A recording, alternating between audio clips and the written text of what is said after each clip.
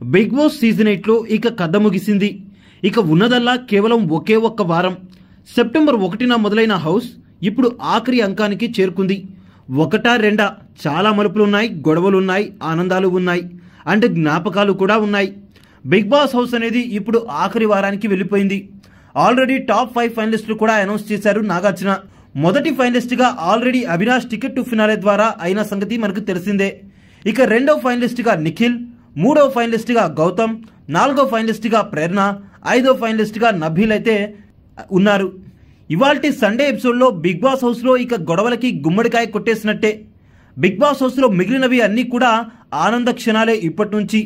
ఈ వారం మొత్తం మీద ఏవీలు ప్లే చేస్తారు అండ్ హౌస్ మేట్స్ని ఆనందపరిచే ఏవైనా టాస్క్లు పెడతారు. అలానే హౌస్ మేట్స్కి సంతోషాన్ని ఇచ్చే పనులైతే చేపిస్తారు.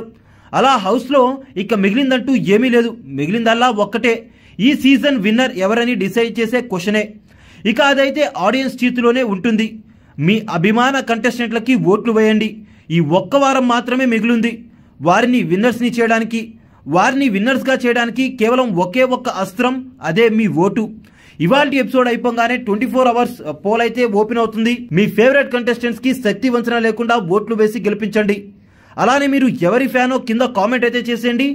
ఈ సీజన్ ట్రోఫీ ఎత్తగల సత్తా ఎవరికుందో కూడా కామెంట్ చేయండి.